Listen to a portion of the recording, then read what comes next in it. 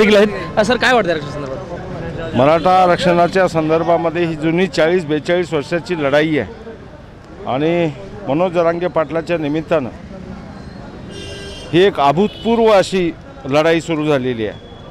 माझ्या माहिती आणि अभ्यासाप्रमाणे जगात एवढं मोठं आंदोलन, मी जगात असं जाणीवपूर्वक म्हणतो, जगात एवढं मोठं आंदोलन कुठं झालं नव्हतं। आंतरवेली सराटीला जी सभा झाली त्या सभेला 1.5 कोटीच्या वर लोक उपस्थित होते आणि 52 किलोमीटरचा परिघ घेरलेला होता।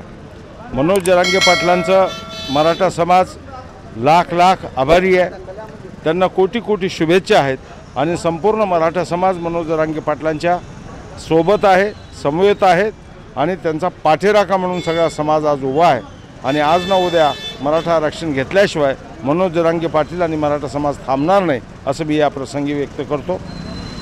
सर ओबीसी म्हणून आरक्षण का हवं आहे आणि का मागणी आहे? काय आहे की आपल्याला माहिती असेल, पंजाबराव देशमुखांनी अमरावतीमध्ये हे मोठं आंदोलन चालू केलं आणि जेवढे काही मराठा समाजातले लोक आहेत ते कुणबी आहेत, हे त्यांना आधीच आपल्या कॉन्स्टिट्यूशनमध्ये, भारतीय राज्यघटनेमध्ये त्याचा उल्लेखही आहे। जेवढे मराठा आहेत तेवढे कुणबी आहेत आणि आपणही लहान असताना कुणब्याची पोरं असं आपण ऐकलेलंच आहे। मग विदर्भात ते तेव्हा होऊ शकलं, त्यांनी जनजागृती केली, पण आपला समाज हा मराठवाड्याचा समाज विशेष करून निजामकालीन पिरियडमध्ये असल्याकारणानं तेवढी जनजागृती आणि शिक्षणाचं प्रमाण कमी असल्यामुळं एवढी जनजागृती झाली नाही, म्हणून आपण मागे पडलो। आणि म्हणून कुणबी आणि मराठा वेगळा नाही आणि कुणबी ही जमात ओबीसीमध्ये आहे, त्यामुळे सरसकट मराठ्यांना कुणबी प्रमाणपत्र द्या, ओबीसीमध्ये आरक्षण द्या, यात वेगळी काही मागणी नाही, सत्य मागणी आहे, सरळ मागणी आहे। सत्ता असल्यामुळे त्यांनी आरक्षण दिलं नाही आणि मराठा समाजाला यावेळेस आरक्षण डावळ्या गेलं, त्यामुळे लोकसभेला त्यांना चांगलाच फटका बसला। विधानसभेचं काय होईल? नाही, विधानसभेत तर बोलतोच, जर या सरकारची नीती असेल आणि नियत असेल द्यायची तर आताही आपल्याला आरक्षण देता येतं। आताच काल आपल्याला माहिती आहे उद्धव ठाकरेंनी सभेमध्ये त्यांनी सांगितलं, त्यांच्या विचारमंथन सभेमध्ये, किंवा तुम्ही बिल आणा आम्ही पास करू। 50% जी मर्यादा आहे घटनेमध्ये ती वाढवायची असेल, कारण ती वाढवल्याशिवाय आरक्षण वाढत नाही, ओबीसीला मिळत नाही, म्हणून ती मर्यादा वाढवायची।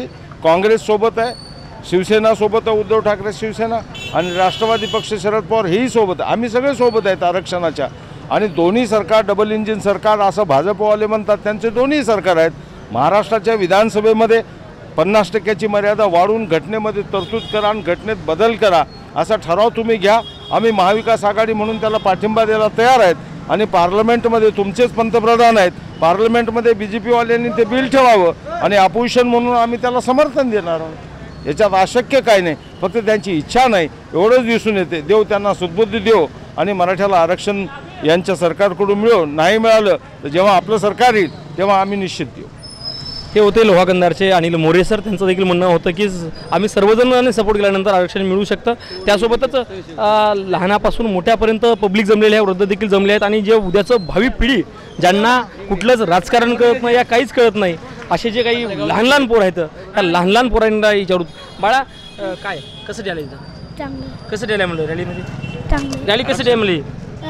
रॅली कशी द्याय? चांगली। बरं कसं द्यायला? आरक्षण कितीला तुम्ही शिकायला? 7वीला। बरं, आरक्षण दिल्यामुळे फायदा काय होते? नोकरीला लागते। लहान लेकरांना लक्षात येतं की बाबा नोकरी लागतं आणि आरक्षणामुळे ओबीसी असेल सगळ्या गोष्टी ज्या असतात आणि ओपनच्या घरी जन्माला ही येणं ही कोणाची चूक नसते, परंतु त्या गोष्टीमुळे अडचण येतात। बाळा तू नाव काय? समर्थ। बरं, तू कोणत्या वर्गात आहेस तू? 5वी। बरं, काय वाटतं तुला आरक्षण संदर्भात? आरक्षण मिळालं पाहिजे? हो। बरं, काय करू शासनाला काय सांगशील तू? आरक्षण काय दिलं पाहिजे, कशामुळे दिलं पाहिजे? शिक्षण शिकण्यासाठी, नोकरी लागण्यासाठी। पप्पा काय करतात? पप्पा हॉस्टेल आहे। मग ती पप्पा काय करतात? मी पप्पा वारले। पप्पा वारले। शेती किती आहे? शेती 4 एकर। बरं, काय वाजवलं? काय वाजलं? मोठं झाल्यावर काय व्हायचं? पोलीस व्हायचं। बरं, मग आरक्षण पोलीस झाल्यावर आरक्षण मिळालं लवकर पोलीस होईल का असं पोलीस लवकर होईल? आरक्षण मिळालं। आरक्षण मिळालं। एखादा विद्यार्थी असतो जो मराठा समाजातला विद्यार्थी असतात ज्यांचे शेती कमी असते, वडील देखील नसतात, मुलगा जेव्हा आला ते वडील नाही, तर ह्या वयामध्ये लक्षात येते मुलाला, या वयामध्ये जातीपाती असतात या जातीपाती कुठेही लेकरांना दिसल्या नाही पाहिजे, परंतु ह्या बाबी ह्या आरक्षणामुळं जाती हा मित्र वेगळा हे मित्र वेगळा आणि त्यामध्ये या आरक्षणाचं जातीमुळं आम्हाला आरक्षणाचं नुकसान होतं. यामुळे देखील विद्यार्थी देखील आलेले आहेत. त्यासोबत आपल्याकडे समस्या सर कुठून आला तुम्ही? मी मुखेड तालुक्यावरून आलो. मोटरगाईतून. मोटर का? हो. बरोबर. काय मान्य होईल का मागणी? मान्य व्हावंच लागते मागणी. आणि आम्ही राजकीय आरक्षण मागत नाही सर, आम्हाला शैक्षणिक आरक्षण पाहिजे.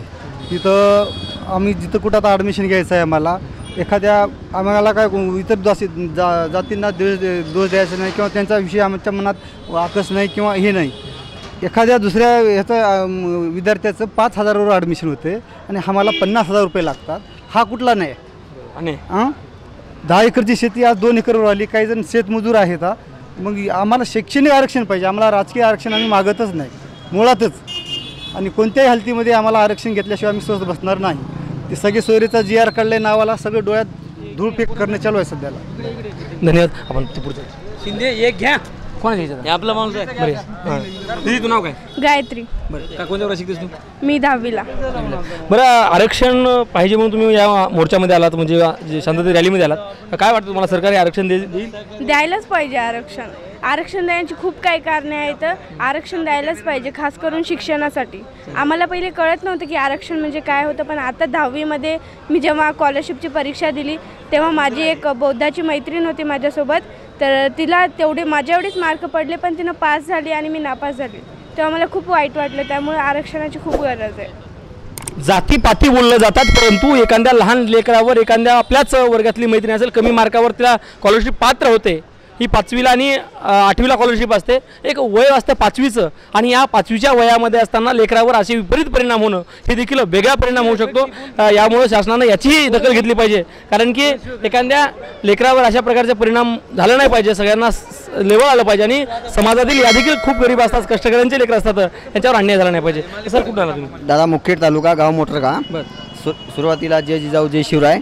आम्ही आरक्षण मागतो ते आमच्या शैक्षणिक भविष्यासाठी. आणि मी एकच सांगू इच्छितो की या सरकारला, महायुतीच्या सरकारला, की आम्हाला आरक्षण OBCतूनच द्या. आणि तुम्हाला हात जोडून कळकळीची विनंती आमच्याकडून. धन्यवाद.